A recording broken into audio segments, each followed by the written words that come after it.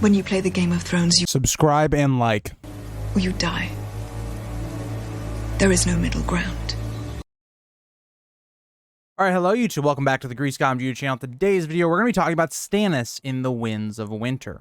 I want to say a massive shout out to all the people that took the time out of their days to ask questions. It really makes this video actually tick, because unlike how I used to do it, I do these videos by taking your guys' questions and topics and then directing all of that into a cohesive video. So if you did ever want to become part of these videos, check out the Instagram, watch for the YouTube community page, and all of that. But Stannis is in an interesting spot. So before I get into your questions, I kind of want to give some background as to where Stannis is, as some people may not have read the books or watching this video, maybe just watched the show. So similar to the show, Stannis is trying to take Winterfell. He hasn't gotten the full support of the North. He's gotten some northern backing, but for the most part, not a lot of it. And so he's marching towards Winterfell, but he does eventually get bogged down at this kind of crofter's village near a lighthouse, and they're kind of struggling right now to survive. But George has given us a lot of hints to suggest that they are actually going to survive. There's been a lot of foreshadowing to the upcoming Battle of Ice that we're going to be seeing at the very beginning of Winds of Winter. Surprisingly, you guys didn't ask too many questions about the actual Battle of Ice, probably because I've talked about it so much on this channel. But yeah, so before we get further into the video and get into your guys' questions, if you did want to become a Patreon, you do get videos early and also doing exclusive content. I've already started doing my House of the Dragon preview stuff for the show. That's going to be coming out in a few weeks and all of that. I also want to say a thank you to my members that I currently have as of right now. I appreciate you guys. So let's get into some questions. So the first one comes from Maz. Now, this is something that we actually don't know fully as to why the Iron Bank kind of supports Stannis, but it seems quite clear to me. So the Iron Bank seemed desperate to back Stannis. And so why is that? So they have supported the crown quite a lot, as Robert, Jon Arryn, Littlefinger took a lot of loans from the Iron Bank. And so the Iron Bank is wanting that money back, right? They want that money, that investment they put into Westeros to eventually come back to them, because again, you have interest on it. That's how banks make money. So how do they get that back? Well, let's look at who would be able to pay them back. You would think it would be Cersei. She's the one at King's Landing at the moment, but that didn't go anywhere. It almost seems the opposite, that they're never going to get paid back whatsoever. And so already you're going away from the crown. Okay, well, who else do you have that is like fighting for a claim to the Iron Throne? It's just Stannis left. And you're not going to go to Euron, and even if they know he's a thing at this time, it's actually a big threat to the crown. The Starks are scattered. They're not really a big thing for the kingdoms at this time. They wouldn't even want the crown anyway. Renly is dead. So Stannis is the only other logical person to support outside of Cersei. And so it makes sense for them to want to actually back Stannis to make sure he wins, because what is Stannis also always known for? He is someone that will pay off things, right? If he makes a promise, he's going to keep that promise. And so that's what the Iron Bank is banking on right now. They see the best way to get repaid is if Stannis wins and takes the Iron Throne. So that's more or less why the Iron Bank goes with Stannis. And all Stannis had to offer them was just that he'll do it, that he'll take up that promise and he'll repay their gold at once he takes the crown. That's more or less all he has to say. So yeah, thank you, Maz, for the question. I didn't actually exactly read it out the way you said it, but that is more or less the answer to your question. So this is a question from Andrew. How will Stannis react when he finds out Mance Rayder wasn't actually burned? I don't see him letting Mance live since he's a Night's Watch deserter. How will this impact Stannis and Melisandre's relationship? Something we're going to talk about a little bit later on, Andrew, is the idea of how did the relationship between Mel and Stannis going to work once Stannis realizes that Mel burned his daughter. I think the relationship's going to be completely tarnished in terms of it's just not going to work. Stannis is going to execute Melisandre. Mance Rayder will also be executed. There's just too many lies, too many manipulations, too many things that Melisandre's done behind Stannis' back. And so I think if Stannis gets the chance, he will execute Melisandre. I just don't think that's going to happen. I think Jon will basically sentence her into exile before Stannis gets the chance to do so. But yeah, that's going to heavily impact that relationship as well. And it's a great point for you to kind of point out. Mance Rayder still being alive is not what Stannis wanted. And it's also going to kind of disprove this idea of King's blood actually mattering, because Melisandre clearly did not burn Mance. But thank you for your question. Voice of Old Town asks, why is he the GOAT? Well, that's a very difficult question to answer because there's a lot of reasons. But to sum it up very quickly, he is one of the most complex characters written in the story in terms of motivations, his personality, and just the way he goes about working in this world. He's someone that is kind of dutiful to a fault, right? It's just something you don't see in this world too much. I think Stannis is a character that a lot of us can see our own flaws in. And so I think a lot of that wraps up to being Stannis is just the best character for me. Now, it's much more complicated than that, but that's my answer. Also, just a little plug here, since, Voice of Old Town took the time to, comment this. We will be doing our House of the Dragon streams directly after the shows drop, and once we have a chance to actually watch them. We will be doing that after every single show, so I hope you guys enjoy that. Hatim asks another question kind of similar to what Voice of Old Town is in terms of his actual character. What is his biggest weakness? Or is he stubborn or something else? Biggest weakness, in my opinion, is not exactly stuff that has to do with the Game of Thrones. It's that Stannis himself, as Renly notes, has no real enjoyment in his life. That's his biggest character flaw. He doesn't know how to enjoy the life he's been given. And that's not to say everything should be about enjoyment. Sometimes it is about working hard and putting yourself in a place that you can support yourself, your family, or whatnot. But he is someone that doesn't enjoy life. He's living life because it's his duty to do so. It's not really a good way to live your life.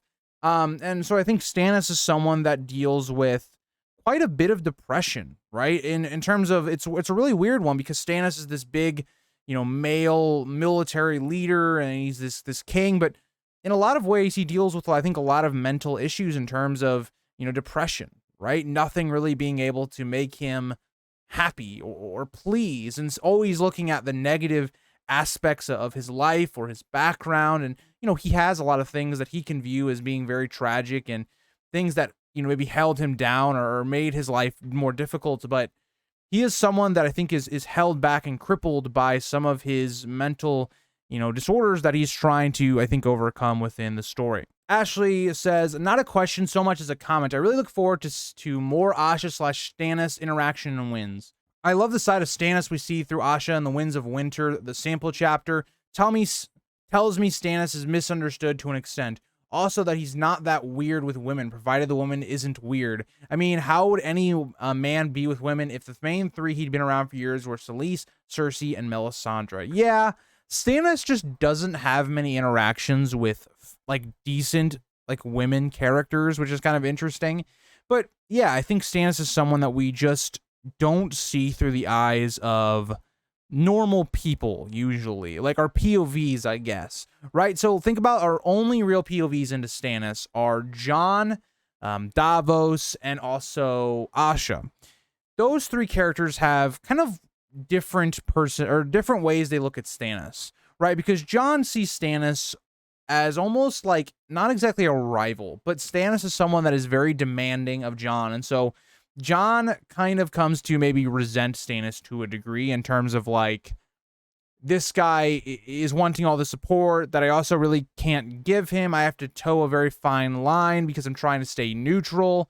But also Jon has a respect for Stannis and all these things. You can obviously tell that. So we don't really get to see the true side of Stannis because Stannis is having to play Stannis the Lord. If you think about back to book 1 and the way Bran describes Robb, where Robb is two different people, right? Robb the Lord and Robb his brother.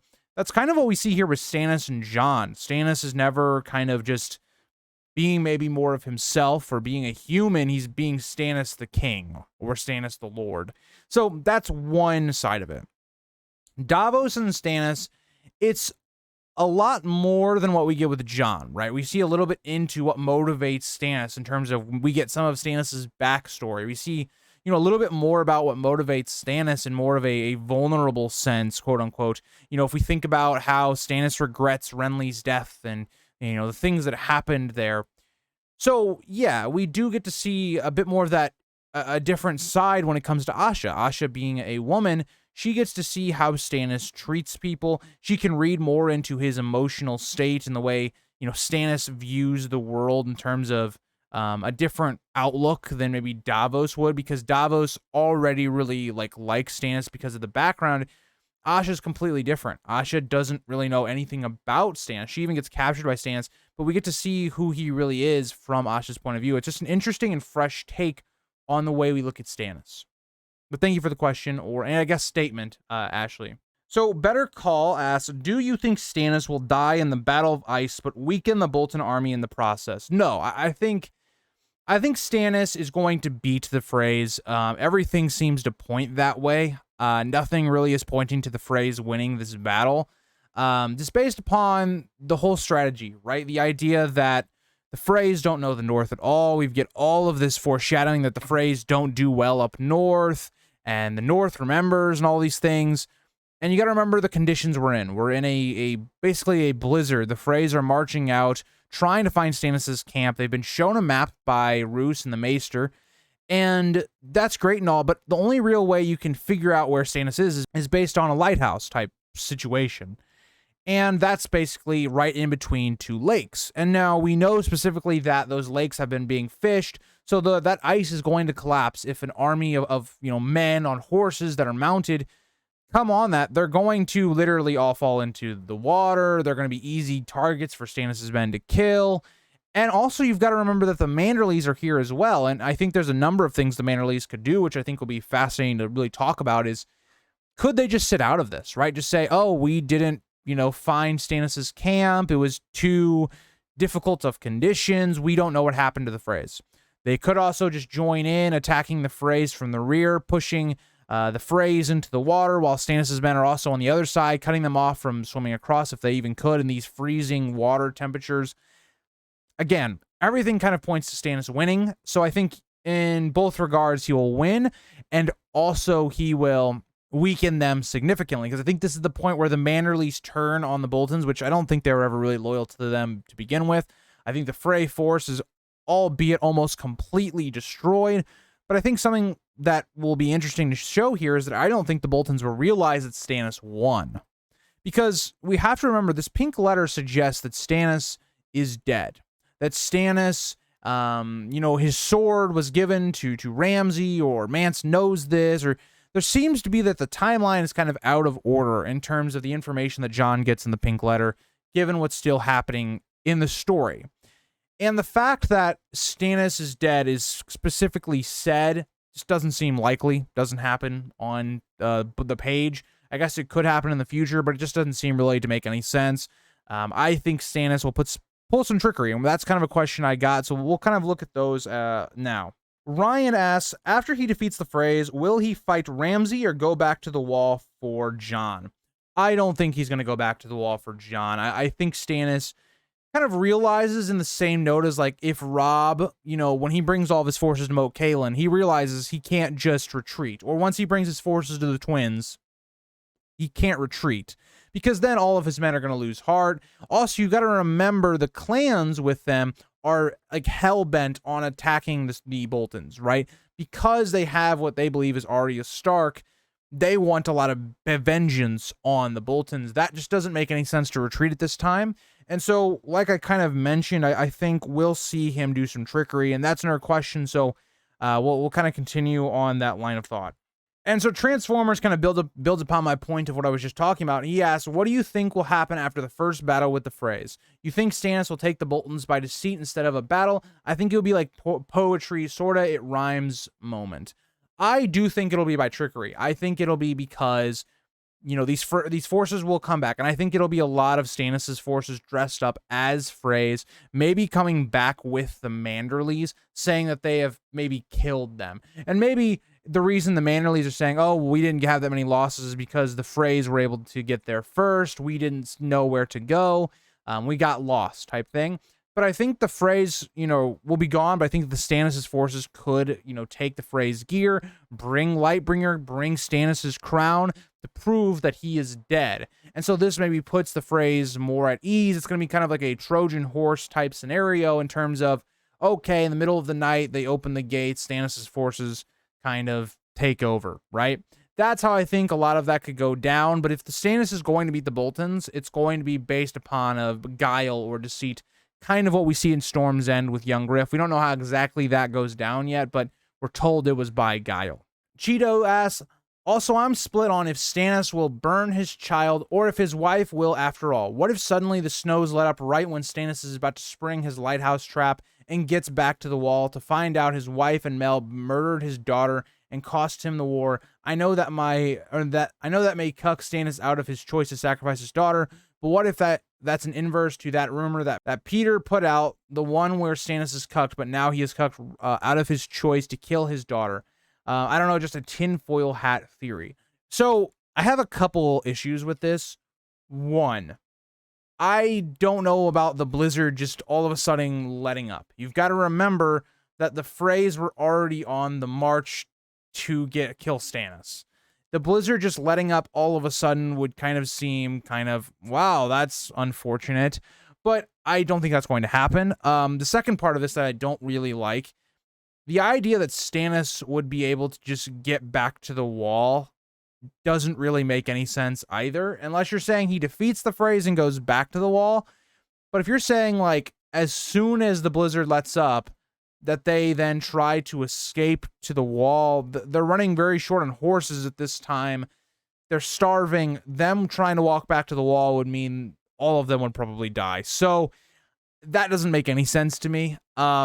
Just in general. But also I think the idea that, like, Stannis will not be killing his daughter, I think that's made very clear from the story. It doesn't make any sense because, again, Mel is at the wall, Shireen's at the wall. Stannis, I don't think he's going back to the wall unless it's after he defeats the Boltons to defend against the others. I just don't see a situation where he goes back before finishing off the Boltons or dying to the Boltons, one of those two. But I do think you bring up an interesting point on the idea of, you know, will we see Shireen burned and how will that be done? And so let me go to a different person's question that kind of has a lot of questions, but one of those is kind of about what you were talking about there. So if Mel burns Shireen to bring back Jon, how will Stannis react? And that was from Bill Joe. So Stannis will be pissed. I think it's very logical that Mel will try to burn Shireen for multiple reasons. I don't even know if it'll be to bring Jon back. I don't know if that's the case. I think it's going to be more of, you know, the pink letter has now been delivered to Jon. People will be able to read that letter, figure out what happened, and that rumor will then spread to Melisandre. Melisandre may try to burn Shireen just because of hearing that news and trying to maybe do some sort of magic. And so Stannis will be very pissed off. Unfortunately, the recording cut out at this point of the video, so I'll do my best to answer these a second time. It may not be as good as the first time, but I'll try my best. But continuing on with Bill Joe's kind of questions, how will Stannis take Winterfell? Because even if he wins the Battle of Ice, the castle will stand with Bolton men inside. So definitely be done with deceit, trickery. I kind of talked about that already in this video, but that's going to be the main part of it. That we're going to see a lot of Stannis trying to manipulate the Boltons and things like that. Does he see Davos or Jon again? Yes, I think the three kind of will see each other almost all around the same time as everybody's kind of collapsing on Winterfell in the northern plot. So yes, I do think we will. What do you think his last lines will be? That's a very tough question. Just in general, I think his last lines could relate to him defending his kingdoms, doing his duty and all of that. And maybe even reflecting on his past with, like, Renly's peach and all of that, that maybe he's going to, you know, with his brothers, with Robert and his Warhammer and Renly with his peach. Something like that I think would be cool. Will he become a white that we see? This is a very interesting question. I definitely think he will. I think, you know, there was a Night King in the show, and I think the closest we may get to that in the books is we'll see some sort of Stannis with his crown still on, making him like a king of the others, even though he's not really at all. But yes, I do think we'll see that in some sort of tragic twist of fate for him. Cameron asks, do you think Stannis and Daenerys will ever meet? I don't think so. I don't think it makes sense for them to meet, given the fact that nothing would come out of it. Stannis and Daenerys, they are very much on polar ends of the scale. None of them are willing to concede the throne. They won't really work together, especially Stannis. I'm talking more about Stannis here. He won't work with Daenerys. And again, he fought or he held his castle against the Targaryens, was a key factor in them being overthrown. Again, I don't see a way that makes sense. I think this is one of the massive reasons why Stannis has to die by the end of this book, because he is not going to be willing to work with like Daenerys and Young Griff, in my opinion. Maybe we could see him grow as a character, but I don't think that's actually going to end up happening. Otto says, I don't believe in this theory, but I heard it and sounded interesting. That Stannis and the Boltons would somehow work together, or that Stannis will kill Roose Bolton, but Ramsay will find a way to side with Stannis, and then Jon has to fight Stannis and Ramsay. In my opinion, it's an interesting idea. It's just never going to happen. I don't see a single way that happens. Stannis would lose all support from his army if he did that. I think he would lose all respect and integrity if he did that. It just doesn't make sense to me. Dakota says, will we see Stannis and Sansa marriage? No. This doesn't make any sense. For the most part, Stannis is married. So unless you're saying his wife dies and then maybe he tries to replace her with Sansa, don't see it happening. I don't think Sansa would want to marry him. Sansa's already linked to Harry the Heir. I just don't see a way that happens, really. Matthew Stewart says, Stannis epilogue. I do think so. Maybe this is some of my bias, but I would really love if we got to see a Stannis epilogue. Mercedes says, is Stannis indeed the Manus? Do you think that Stannis is an endgame character? Unfortunately, I kind of already answered this, but no. He just doesn't really have a place, in my opinion, later on after Winds of Winter, so I don't think so. Timmy asks, not exactly Stannis, but do you think after Stannis dies, will he jump ship to Jon Snow or maybe Rickon? I'm assuming you're talking about Davos here, and I do think, given how much time he's going to spend with Rickon, he is probably going to be someone that realizes Rickon can't be the ruler. That's foreshadowed kind of in the first book heavily on the idea that Rickon's still a very young kid. He's wild. Just don't think that's going to happen, so I do think he would jump ship to Jon Snow. Stannis himself kind of seemed to respect Jon Snow and also kind of was willing to give him the title of being Jon Stark and in control of Winterfell. So I think Davos will definitely be okay with supporting Jon. Cheeto asks, do you think Stannis will know where Renly was buried, and could perhaps somehow, some way, Stannis be laid to rest near Renly, or are we past that? I don't know. I just want Stannis to one day reflect more on the sacrifices he made / will make. Wouldn't it be funny if peach trees grew on Stannis' grave and people thought they heard grinding teeth in the night around it? It's a great idea, right? But unfortunately, I think that's too happy of an ending for Stannis. And like I talked about earlier, I think Stannis will become a white. So I don't think it's going to be necessarily possible. Could his grave be there in terms of maybe just it's where his place is, maybe that people would come to maybe mourn him or whatnot, but his body's not actually there? Possible. I do think Stannis knew where Renly was buried. Just a lot of people would have known where Renly's body went, and so I think it'd been pretty easy to figure out where he was. So I do think that, yes, he knows where he's buried, but I don't think we're going to see him being buried there, instance, for like his body or whatnot. But I hope I answered everyone's questions. It's hard because the recording cut out, and so I tried to remember which questions I'd already answered before the recording went out. But if I didn't, I'm sorry. Also, I do record these, usually like a day or two after I put out my posts. So if you do respond a bit later, that's the reason your question's probably not in this. Or it's just possible that YouTube removed your comment for some reason, which is why I always think that you guys should do your comments on Instagram, because I'll be able to see them more and all of that.